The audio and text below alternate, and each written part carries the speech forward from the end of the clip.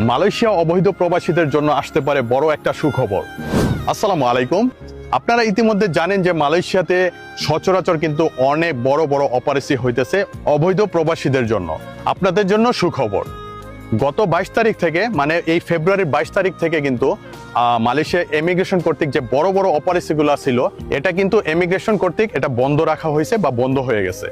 এখন যে অপারেশনগুলো হবে এটা হলো কমপ্লেন ভিত্তিক। যদি আপনাদের কোনো কারণে কেউ কমপ্লেন করে হয়তোবা তারা অপারেশনে আসবে। তারা নিজ থেকে যে অপারেশনগুলো দেওয়া হয়েছিল অবৈধ প্রবাসী থেকে ধরার জন্য এটা মোটামুটি বন্ধ। এখন এপ্রিল পর্যন্ত কিন্তু থাকতেছে সাধারণ ক্ষমা, যেটাতে আপনার সাধারণ ক্ষমাতে আপনারা কিন্তু অল্প কিছু ফাইন দিয়ে দেশে যেতে পারবেন।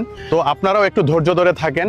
আশা করি এপ্রিলের পর, মানে সাধারণ ক্ষমার পর, অবৈধ প্রবাসীদের জন্য একটা সুখবর আসতে যাচ্ছে ইনশাল্লাহ।